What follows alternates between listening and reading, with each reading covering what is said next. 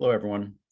I hope you're doing well. I wanted to take a minute to give you some thoughts about this week's exercise. I know there are some questions about exactly what the deliverable is for this week's assignment. So I thought I would take a minute to kind of walk through what the expectation is. And the key to the assignment this week is really in the first sentence. We're looking to make sure that you document specific activities, individual responsibilities, milestones, interrelated activities, and timelines. And so that sounds great, but what exactly does that mean? So let me give you an idea of what that would look like by showing you kind of an example. The best way to accomplish this is probably to start with an Excel spreadsheet. And so I'm just giving you a sample project task list. There's nothing specific to this. It's just something that I put together for when I teach project management. And I think that this will simplify things significantly for you folks. So there's a few columns in the spreadsheet. You don't have to use these exact columns, but there are 3 or 4 that are a must to be successful in any project plan that you do. So as you go forward, if you approach every project this way, I think that you'll find that this would help you to keep track of things. So what is the task, which is column A in this spreadsheet? Who is responsible? Who's the person that's going to do it? What's the start date? What is the end date? When I'm working on projects, I like to capture the actual end date as well. And then I have a calculated field for the duration and what the cost is and whether or not it's completed. And some of these are auto-populated.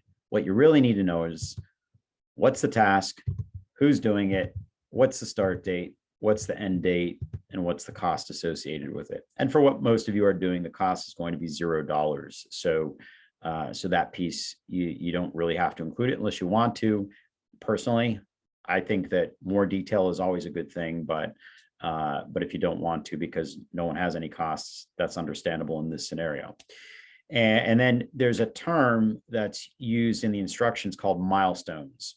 So milestones, if you think about building a house, the milestones in the construction project of developing a house are building the foundation, putting the shell up, putting the roof on, putting the siding on, finishing, putting in the wiring, putting in the plumbing, finishing the walls, putting up drywall, painting, flooring, that sort of stuff. So you kind of get the idea. Each of those big pieces is a milestone. So think of your project that way. What are the chunks that you have to get done?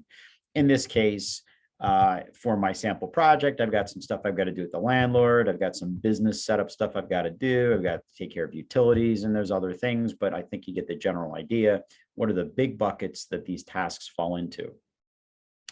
And then, so you could start in Excel. I think the best way to submit this would be in a Word document. You can simply copy and paste what you do into a Word document. It turns it into a table inside of the Word document.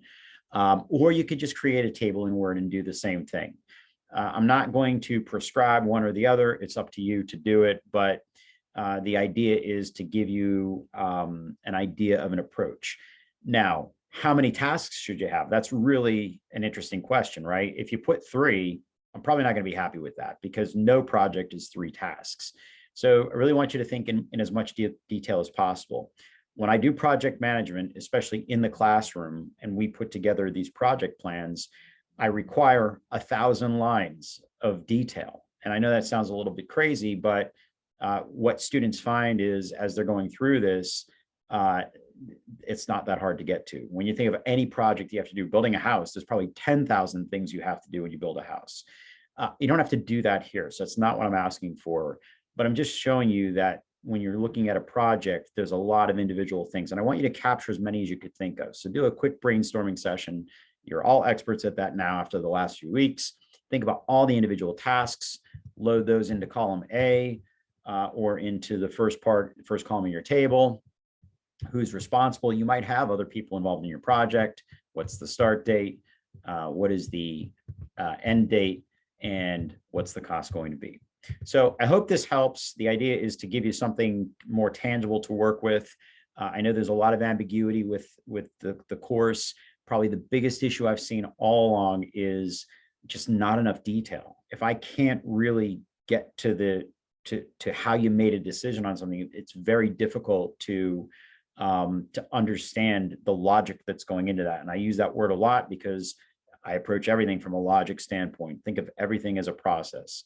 And so, so you want to use a process to manage your project.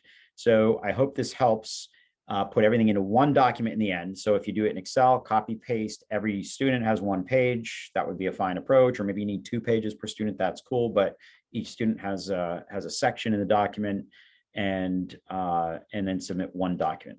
Hope this helps. If there's any follow-up questions, please feel free to reach out. Appreciate what everybody's doing. I know you're working hard. I know this is a hard thing to do. This is hard. Anytime you got teamwork and projects, it's a lot of work, and I absolutely respect that. So that's why I wanted to take the time to put this video together. I hope this helps. Reach out if you have any questions. Thank you.